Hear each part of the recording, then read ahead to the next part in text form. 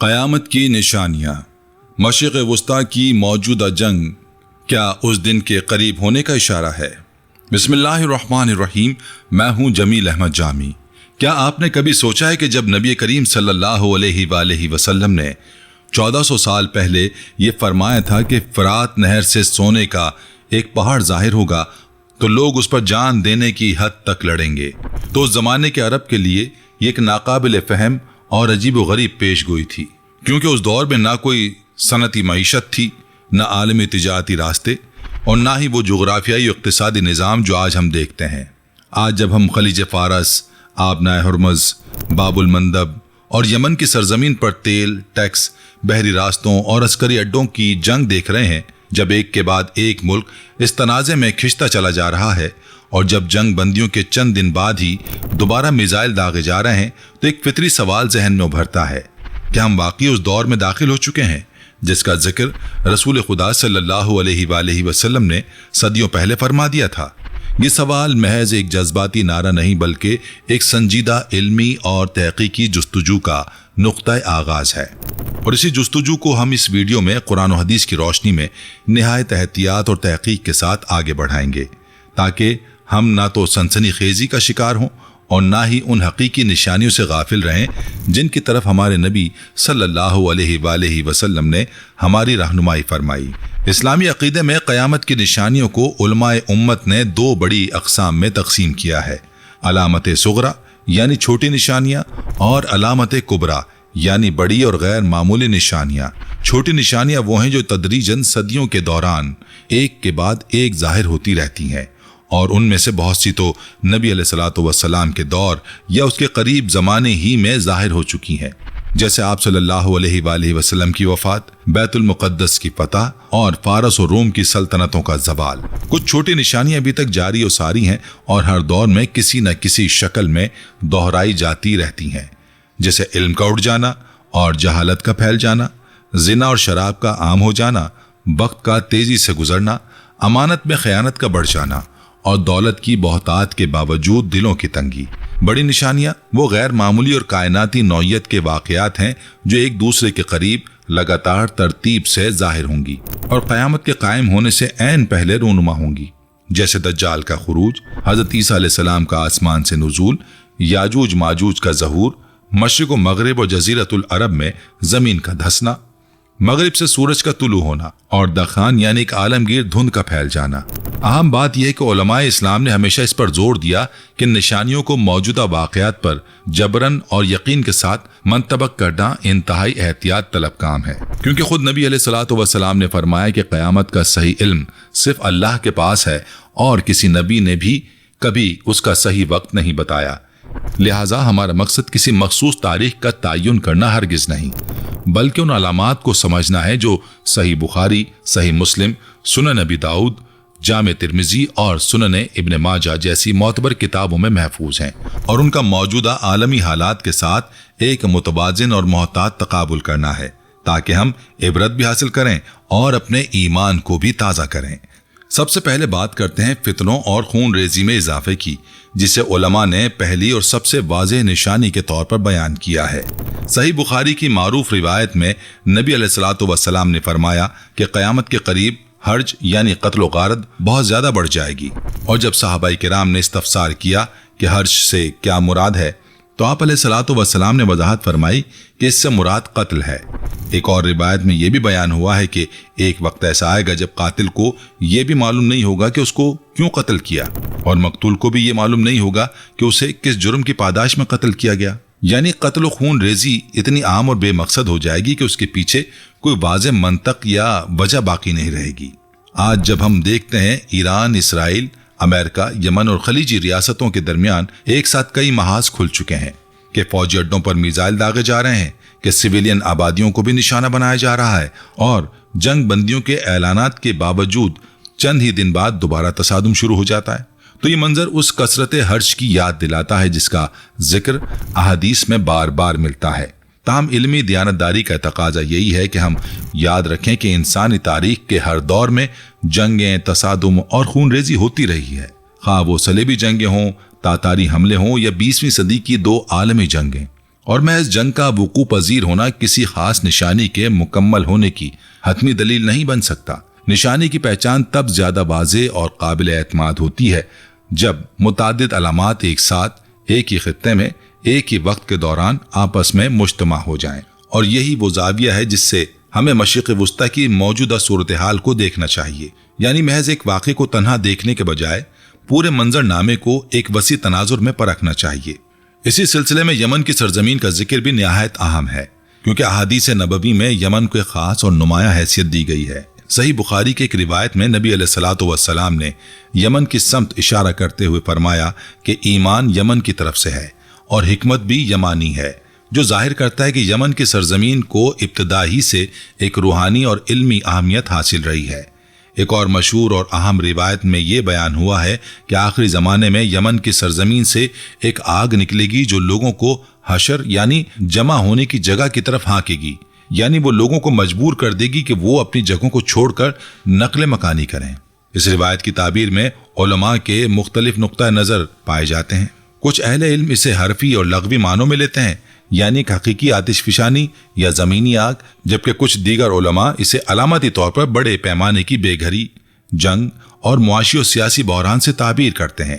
جو یمن کی سرزمین سے شروع ہو کر پھیلے۔ جب ہم موجودہ حالات پر نظر دوڑاتے ہیں تو یمن ایک ایسا ملک نظر آتا ہے جو گزشتہ ایک دہائی سے زائد عرصے سے مسلسل خانہ جنگی، محاصرے، قحط اور بیرونی مداخلت کا شکار ہے، جہاں ایک ہی وقت میں دو متوازی حکومتیں ہیں، اور جہاں سعودی عرب کی حمایت یافتہ افواج اور مقامی باغی گروہوں کے درمیان برسوں سے تصادم جاری رہا ہے۔ حال ہی میں سعودی عرب اور یمن کے درمیان برسوں پرانا نازک امن معاہدہ بھی متزلزل ہوتا دکھائی دیا ہے۔ فضائی حدود اور ہوائی اڈوں پر تنازعات نے دوبارہ سر اٹھایا ہے، اور یمن اپنے آپ کو ایران اور خلیجی و مغربی اتحاد کے مابین ایک بالواسطہ مگر عام فریق کے طور پر پاتا ہے۔ یہ مسلسل بے چینی، یہ بار بار کا محاصرہ اور یہ اندرونی و بیرونی تصادم اس عمومی منظر نامے سے واضح مطابقت رکھتا ہے جس کا تذکرہ روایات میں یمن کے حوالے سے کیا گیا ہے، یعنی ایک ایسی سرزمین جو انتشار، تحریک خلق اور بڑے پیمانے کی بے چینی کا مرکز بنے۔ بہرحال یہاں یہ بھی ضروری ہے کہ ہم اس تبتیک کو حتمی اور قطعی دعوے کے طور پر پیش نہ کریں، بلکہ قابل غور اور فکر انگیز مشابہت کے طور پر پیش کریں، جو ہمیں چوکنا رہنے اور اپنے ایمان کو مضبوط رکھنے کی دعوت دیتی ہے۔ اسی تناظر میں فرات کے سونے کی حدیث بھی خاص توجہ کی مستحق ہے۔ صحیح مسلم کی ایک نہایت اہم اور معروف روایت میں نبی علیہ الصلوۃ والسلام نے فرمایا کہ قریب ہے کہ فرات نہر ایک سونے کے پہاڑ کو ظاہر کر دے، اور جو شخص اس وقت وہاں موجود ہو وہ اس میں سے کچھ نہ لے۔ اس معنی کی ایک اور روایت میں آپ علیہ الصلوۃ والسلام نے فرمایا کہ لوگ اس سونے پر اس طرح لڑیں گے کہ ہر 100 میں سے 99 افراد مارے جائیں گے، اور ہر ایک یہی سمجھے گا کہ شاید وہی بچ جائے گا۔ اس حدیث کی مختلف تعبیرات موجود ہیں۔ روایتی اور لغوی تعبیر یہ ہے کہ لفظی طور پر دریائے فرات کے پانی کی سطح میں کمی آئے گی اور اس کے نیچے سونے کے حقیقی ذخائر ظاہر ہوں گے جن پر انسان آپس میں جان لیوا لڑائی کریں گے۔ دوسرے معاصر اور علامتی تعبیر یہ ہے کہ یہاں سونا علامتی طور پر اس زیر زمین دولت یعنی تیل اور قدرتی گیس کے ذخائر کی طرف اشارہ ہو سکتا ہے جو آج پورے خطے کی معیشت اور عالمی طاقتوں کی دلچسپی کا محور بنے ہوئے ہیں۔ موجودہ صورتحال میں ہم واضح طور پر دیکھتے ہیں کہ آبنائے ہرمز، باب المندب اور خلیج فارس کے بحری راستے عالمی توانائی کی سپلائی کی شہرک کی حیثیت رکھتے ہیں، اور ان راستوں پر کنٹرول، ٹول ٹیکس اور مکمل یا جزوی ناکہ بندی کی خبریں اب معمول کا حصہ بن چکی ہیں۔ ٹول ٹیکس کی بھاری شرحیں، تجارتی راستوں کی جزوی بندش اور تیل کی عالمی قیمتوں میں شدید اتار چڑھاؤ کی خبریں دراصل اسی دولت پر لڑائی کی ایک جدید اور معاشی شکل معلوم ہوتی ہے، جہاں طاقتور ریاستیں اور اتحاد ان راستوں پر اپنا تسلط قائم رکھنے کے لیے ایک دوسرے کے ساتھ برسر پیکار ہیں۔ یہاں بھی علمی احتیاط از حد ضروری ہے۔ حدیث فرات کی اصل اور مکمل تعبیر اہل علم کے نزدیک ابھی بھی زیر بحث ہے، اور اسے حتمی طور پر ہر موجودہ عالمی تیل کی معیشت پر چسپاں کر دینا ایک قیاس آرائی ہے، حتمی حقیقت نہیں۔ تاہم بطور ایک فکری اور تدبراتی زاویے سے اسے سمجھنا اور اس پر غور کرنا یقیناً مفید اور روح افزا ہے۔ اسی موضوع سے جڑا ہوا ایک نہایت اہم قرآنی زاویہ بھی ہے، اور وہ ہے غیر مسلم طاقتوں سے دوستی اور سیاسی وابستگی کا مسئلہ۔ سورہ المائدہ میں اللہ تعالیٰ نے مومنوں کو یہ ہدایت دی ہے کہ وہ یہود و نصارہ کو اپنا دوست اور سرپرست نہ بنائے، اور یہ بھی واضح فرمایا کہ جو شخص ایسا کرے گا وہ در حقیقت انہی میں شمار کیا جائے گا۔ اس آیت کی تفسیر میں معتبر مفسرین نے واضح کیا ہے کہ اس کا تعلق اس دور کے مخصوص سیاسی اور عسکری تناظر سے ہے جہاں کچھ گروہ مسلمانوں کے خلاف کھلی سازش اور دشمنی میں شریک تھے، اور یہ آیت عمومی سماجی یا انسانی تعلقات کی مطلق ممانعت نہیں بلکہ ایسی سیاسی وابستگی کی ممانعت ہے جو امت مسلمہ کے اجتماعی مفادات کے خلاف جائے۔ یہ موضوع آج کی مسلم دنیا کی سیاست میں بھی ایک زیر بحث اور حساس مسئلہ بنا ہوا ہے۔ کچھ تجزیہ کار اور مبصرین یہ رائے رکھتے ہیں کہ بعض مسلم ممالک کی مغربی طاقتوں کے ساتھ گہری عسکری، اقتصادی اور سفارتی وابستگی امت مسلمہ کے اجتماعی مفاد اور یکجہتی سے متصادم ہے، اور یہ کہ اس وابستگی کی وجہ سے خطے کے وسائل اور فیصلہ سازی بیرونی طاقتوں کے زیر اثر آ چکی ہے۔ دوسری طرف کچھ دیگر ماہرین اور علماء یہ موقف رکھتے ہیں کہ موجودہ پیچیدہ عالمی نظام میں سفارتی اور تجارتی تعلقات ریاستوں کی سلامتی اور معاشی بقا کے لیے تقریباً ناگزیر ہو چکے ہیں، اور یہ محض عملی سفارتکاری ہے، نہ کہ کسی مذہبی وفاداری یا عقیدے کا مسئلہ۔ یہ ایک ایسی بحث ہے جس پر علماء، دانشوروں اور تجزیہ کاروں میں گہرا اختلاف رائے پایا جاتا ہے، اور دیانتداری کا تقاضا یہی ہے کہ ہم دونوں زاویوں کو تسلیم کریں اور سامعین کو خود سوچنے کی دعوت دیں، بجائے اس کے کہ ہم کسی ایک طرف کا حتمی فیصلہ ان پر مسلط کریں۔ اسی سلسلے میں شام یعنی بلاد شام کی خصوصی اہمیت کا بھی ذکر ضروری ہے، جو موجودہ شام، اردن، فلسطین اور لبنان پر مشتمل وسیع خطے پر محیط ہے۔ احادیث میں اس خطے کو ایک نہایت خاص اور نمایاں اہمیت دی گئی ہے۔ روایات میں آتا ہے کہ آخری زمانے میں مومنین کی ایک بڑی جماعت شام کی طرف جمع ہوگی، اور یہی وہ خطہ ہے جہاں بڑی اور فیصلہ کن جنگیں، جنہیں عربی میں ملاحم کہا جاتا ہے، برپا ہوں گی۔ ایک روایت میں نبی علیہ الصلوۃ والسلام نے فرمایا کہ جب فتنے شدت اختیار کریں تو ایمان کا مرکز شام میں ہوگا، اور دوسری روایت میں یہ بھی بیان ہوا ہے کہ عیسیٰ علیہ السلام کا نزول بھی اسی خطے کے ایک مقام پر ہوگا۔ یہ بات نہایت قابل غور ہے کہ گزشتہ 1.5 دہائی سے شام، فلسطین اور لبنان مسلسل خانہ جنگیوں،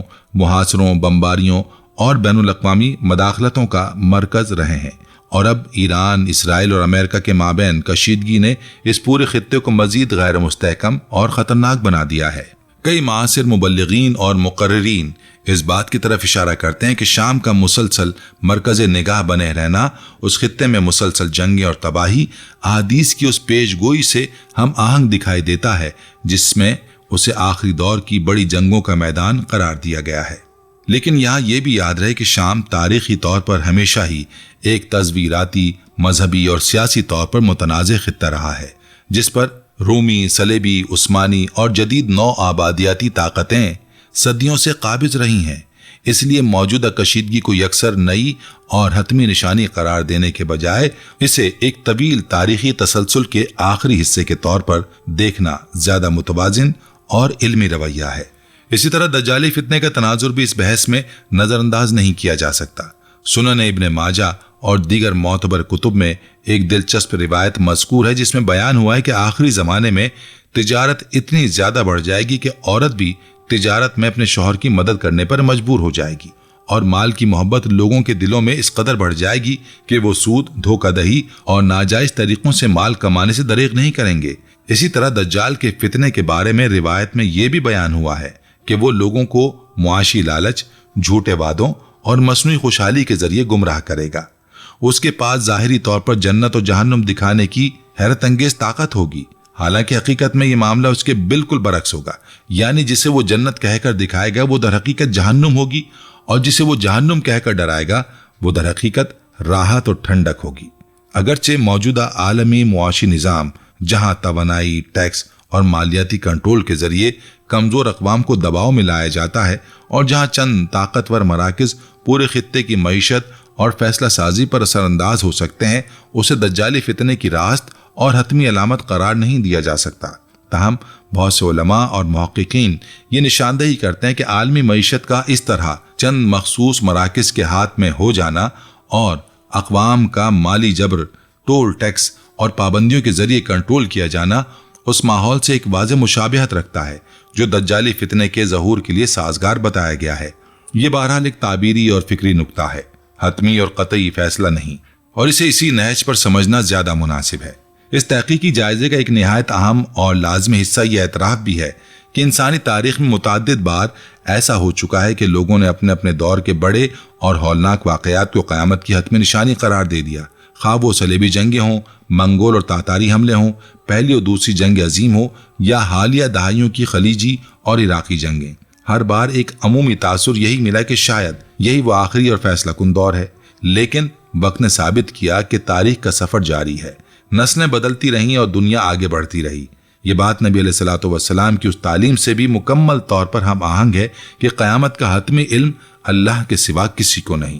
اور خود صحابہ کرام کو بھی سختی سے منع کیا گیا کہ وہ کسی مخصوص وقت کا تعین کرنے کی کوشش نہ کریں۔ اسی طرح یہ بھی یاد رکھنا ضروری ہے کہ علامت قیامت میں سے بہت سی نشانیاں کسی ایک وقت میں مکمل نہیں ہوتی، بلکہ صدیوں پر پھیلی ہوئی ہیں۔ بعض روایات کی صحت اور سند پر بھی اہل علم کے مابین اختلافات موجود ہیں، جس کی وجہ سے کسی ایک واقعے کو دیکھ کر فوری اور جذباتی نتیجہ اخذ کر لینا علمی اعتبار سے کمزور طریقہ کار ہے۔ لہذا سب سے محتاط اور علمی رویہ یہی ہے کہ ہم علامت قیامت کا مطالعہ ایک ایمانی، تربیتی اور فکری زاویے سے کریں، یعنی یہ سمجھنے کے لیے کہ دنیا کی بے ثباتی، فتنوں کی کثرت اور مادی لالچ کی الغار ہمیں کیا سبق دیتی ہے، نہ کہ کسی خاص تاریخ، شخصیت یا واقعے کو حتمی اور قطعی طور پر علامت قیامت قرار دینے کے لیے، کیونکہ ایسا کرنا نہ صرف علمی اعتبار سے کمزور ہے بلکہ کئی بار لوگوں کو غیر ضروری خوف، مایوسی اور غلط اقدامات کی طرف بھی لے جا چکا ہے۔ اس موضوع کو مزید وسعت دیتے ہوئے کچھ اور نشانیوں کا ذکر بھی ضروری ہے،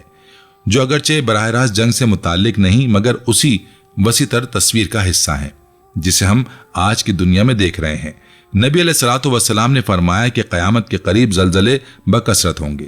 وقت سکڑ جائے گا، یعنی وقت اتنی تیزی سے گزرے گا کہ سال مہینے کی طرح، مہینے ہفتے کی طرح اور ہفتہ دن کی طرح محسوس ہوگا۔ علم اٹھا لیا جائے گا اور جہالت پھیل جائے گی، امانت داری ختم ہو جائے گی اور نااہل ناموضوع کو ذمہ داریاں سونپی جانے لگیں گی، اور لوگ اونچی نیچی عمارتیں بنانے میں ایک دوسرے سے مقابلہ کریں گے۔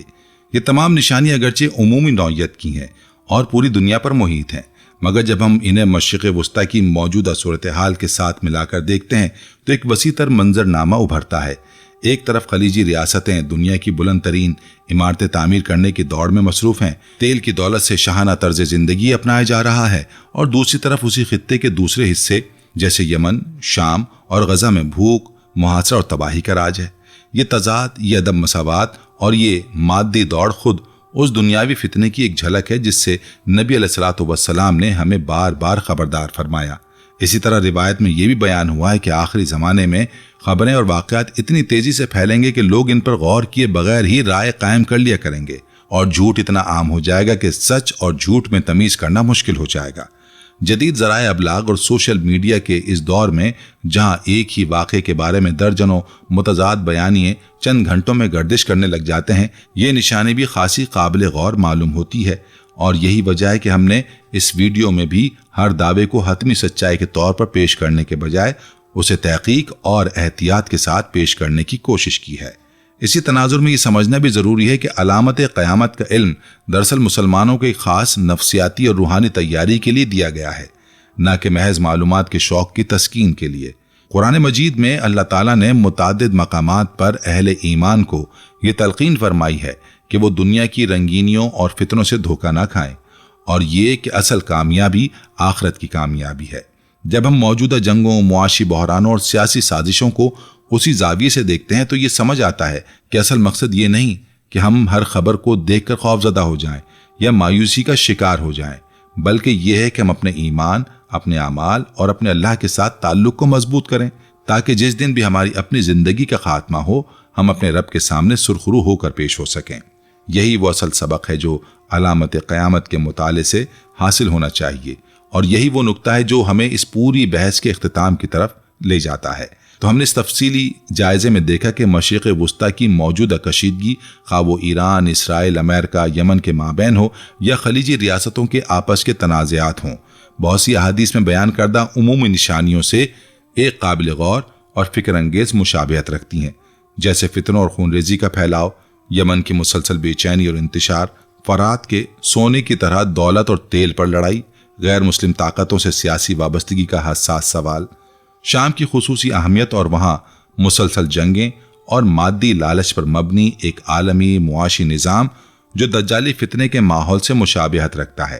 لیکن ایک متوازن، دیانتدارانہ اور علمی رویہ یہی ہے کہ ہم ان مشابہتوں کو غور و فکر اور عبرت کا ذریعہ بنائیں، نہ کہ حتمی، جذباتی اور جلد بازی پر مبنی فیصلوں کی بنیاد۔